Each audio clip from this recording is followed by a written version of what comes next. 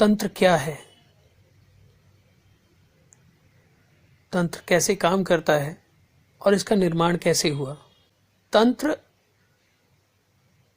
English में जिसे हम सिस्टम बोल देते हैं, हम उसी को तंत्र बोलते हैं। पहली बात, तंत्र की कोई एक परिभाषा नहीं है। हमारे शरीर में जो नाड़ियां हैं उनका भी अपना एक तंत्र है। ये ग्रह अपने अपने एक्सेस पे रिवॉल्व करते हैं, उनका एक अपना तंत्र है। हम जीते हैं, हमारी सांस चलती है, हमारा पेट खाना पचाता है, हमारा ब्रेन अपना काम करता है। हम भी अपनी ज़िंदगी जीने के लिए जो मेहनत करते हैं और जो काम करते हैं वो सब तंत्र का ही हिस्सा है। तो तंत्र से इस दुनिया का कुछ भी अछूता नहीं है। सबसे पहली बात, तंत्र और तांत्रिक शब्द जो है वो एक तरह से डर का सूचक बन गया है आज। अक्सर हम जब तंत्र का नाम लेते हैं तो हमारे अंदर भय का संचार होता है, हम डरते हैं। तंत्र कर दिया, तंत्र कर दूंगा, है ना। और हमारे लिए वही जो पहली मैंने बताया पहचान है कि एक लंबा सा तिलक लगाए हुए और मोटी मोटी माला पहने हुए और डरावना सा इंसान। पहली बात तो मैक्सिमम लोग ये सोचते हैं कि तंत्र जो है वो एक अंधविश्वास है, और जो लोग इस पे बिलीव करते हैं उनमें डर बैठ चुका है। बिठाया किसने? तांत्रिकों ने। गुरु शिष्य परंपरा के द्वारा जो जो जिसको मिलता गया वो अपने तरीके से उसे प्रेजेंट करता गया। तंत्र और तांत्रिक क्या है, तंत्र का निर्माण किस लिए हुआ, कैसे हुआ और क्यों हुआ, और तंत्र कैसे काम करता है। तंत्र एक सिस्टम है, जैसे मैंने पहले बताया। आपके शरीर में लाखों नाड़ियां हैं, वो सब नाड़ियों का जो कार्य है वो भी तंत्र है। आप पैसा कमाते हैं, अब तंत्र अछूता कैसे नहीं है। इस दुनिया में जो भी कार्य अपनी रेगुलेशन से हो रहा है वो कहीं ना कहीं तंत्र से हो रहा है। तंत्र का निर्माण रेगुलेशन के लिए, संतुलन के लिए। तंत्र का निर्माण इसलिए हुआ कि मानव, मनुष्य, इंसान अपना कार्य निर्वाह करते हुए जो जो वो कर रहा है भोग भी करे और उच्च पदासीन भी हो, अच्छी जिंदगी भी जिए और फिर भी वो शिववत हो। तंत्र का निर्माण भगवान शिव ने किया। इसकी एग्जैक्ट ये कब शुरू हुआ, कैसे हुआ, ये अलग अलग कहानियां हैं। कहानियां ही हम अभी उसे बोलेंगे, क्योंकि मैं ये मानूंगा कि हमारे ग्रंथ जो हैं वो सबसे पहले तो हमारे लिए प्रेरणा स्रोत हैं, और वो कितने प्राचीन हैं ये शायद हम भी नहीं जानते। तो कालांतर के साथ किस किस चीज़ में कितना कितना बदलाव आ गया उसे तो हम अच्छे से नहीं बता सकते, पर इतना ज़रूर पक्का है कि तंत्र की शुरुआत रुद्रायमल तंत्र से हुई। शिव ने इसका निर्माण किया।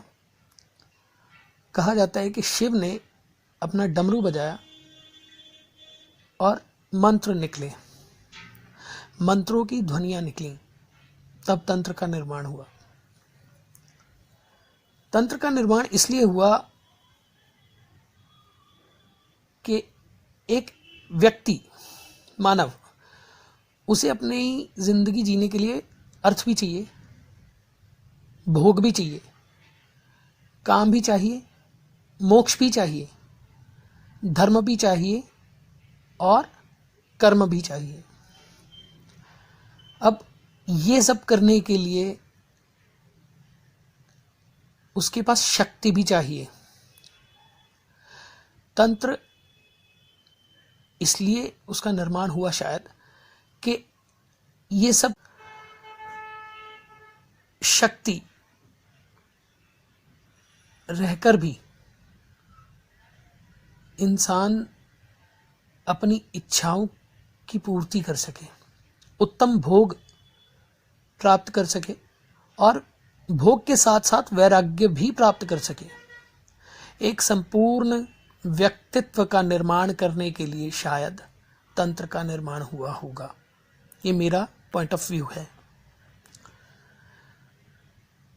और आप देखिए कि भगवान शिव जिन्होंने इसका निर्माण किया, वही नृत्य, योग, आयुर्वेद, हम इन सब चीजों का निर्माण उन्होंने ही किया। तंत्र का निर्माण तो हो गया, अब उसका प्रयोग। महादेव ने रुद्रायमल तंत्र के अनुसार, जो मैंने पढ़ा या सुना है कि रुद्रायमल तंत्र के अनुसार महादेव ने जब डमरू बजाया, मंत्र निकले, तो उन्होंने मंत्रों का कीलन कर दिया।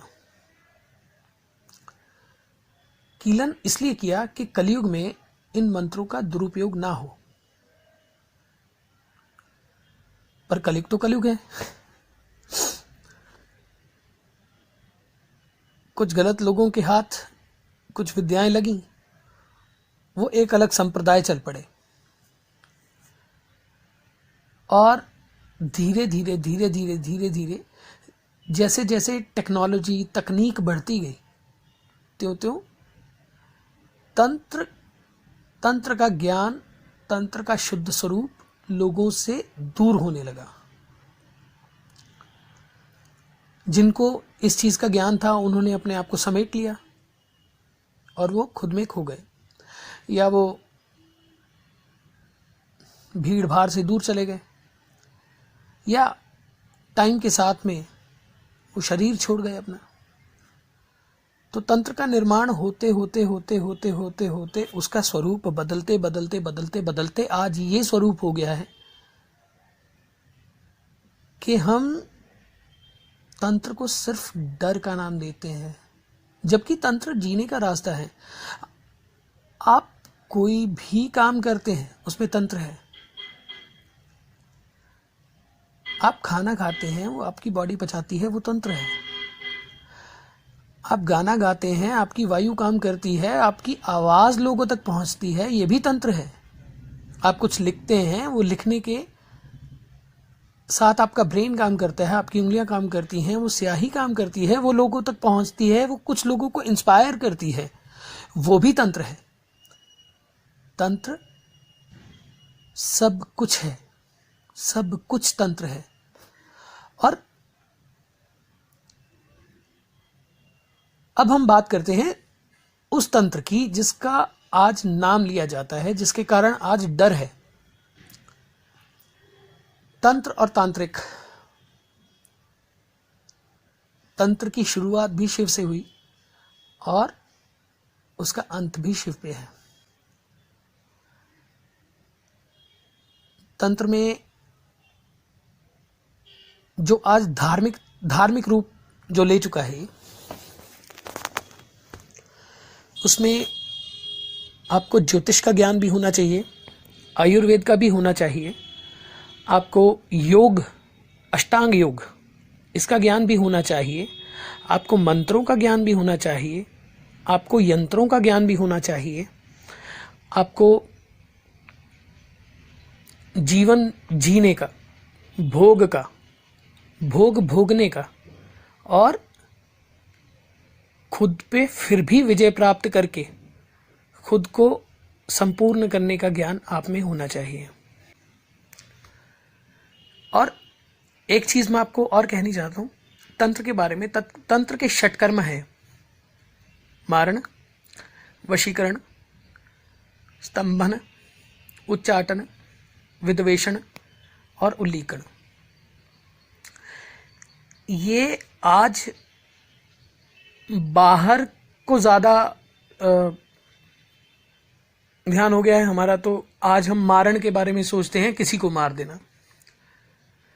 वशीकरण का मतलब है हम किसी को वशीकरण कर लें, है ना। इसमें कोई शक नहीं है कि ऐसी विद्याएं, ऐसे क्रियाएं, ऐसे कर्मकांड सब है, पर जब तक हम आंतरिक रूप से अच्छे से अपने आप को विजय न प्राप्त कर लें, हम किसी को वश में कैसे कर लेंगे। जब तक हम मारण का मतलब ये नहीं है कि हम किसी को मार दें। मारण का मतलब है हमारे अंदर के विचारों का मारण करना, हमारे अंदर जो बुराई है उसका मारण करना, हमारे अंदर जो बुराइयां, बुरे विचार, किसी के बारे में राग द्वेष वो है, उसका मारण करना। और किसी पर भी अगर इसका प्रयोग होता है तो इसलिए होता है कि उसके अंदर के बुरे विचारों का मारण हो, ना कि उसका मारण हो। इसमें कोई शक नहीं है कि कुछ लोग हैं इस दुनिया में जिनके पास वो तंत्र हैं जो कि किसी को नुकसान पहुंचा सकते हैं, पर मैं यही मानता हूं कि मारने वाले से बचाने वाला बड़ा होता है। तो अगर 10 मारने वाले होंगे तो एक बचाने वाला भी होगा, तो बचाने वाला वो भगवान है। तो तंत्र के नाम से आप पहले तो डरिए मत। दूसरी बात, अब बात करते हैं वशीकरण के बारे में। वशीकरण का मतलब ये नहीं है कि हम किसी पे, कोई हमारे वश में आ गया और हमारा नौकर बन गया। ये आज बहुत गलत प्रचार हो रहा है इस चीज का। मेरे ख्याल से ऐसा नहीं होना चाहिए। क्यों नहीं होना चाहिए? वो इसलिए नहीं होना चाहिए क्योंकि वशीकरण का मतलब है कि हमारे अंदर एक चुंबकीय शक्ति, हमारे अंदर एक कॉन्फिडेंस क्रिएट हो जाना, हमारे अंदर एक शक्ति, आकर्षण शक्ति, उसका निर्माण होना। जब हम किसी के पास जाएंगे और वो हम किसी से कुछ बात करें तो वो हमारी बात सुने, पर इसका मतलब ये नहीं कि हम कुछ गलत भी करें तो सब हो जाए, वो शायद गलत है। अब आ गया स्तंभन। स्तंभन का मतलब ये नहीं, अब एक बात हम कभी गौर भी नहीं करते। किसी प्लैनेट पे गुरुत्वाकर्षण नहीं है, हमारे प्लैनेट पे है, अर्थ पे है। हमारे पैर स्तंभित हैं उस गुरुत्वाकर्षण के कारण, तभी हम हवा में नहीं उड़ते। पहली बात, हमारे प्लैनेट्स, अर्थ 24 आवर्स में अपना रोटेशन पूरा करती है अपने एक्सेस पे, वो किसी और एक्सेस पे क्यों नहीं जाती?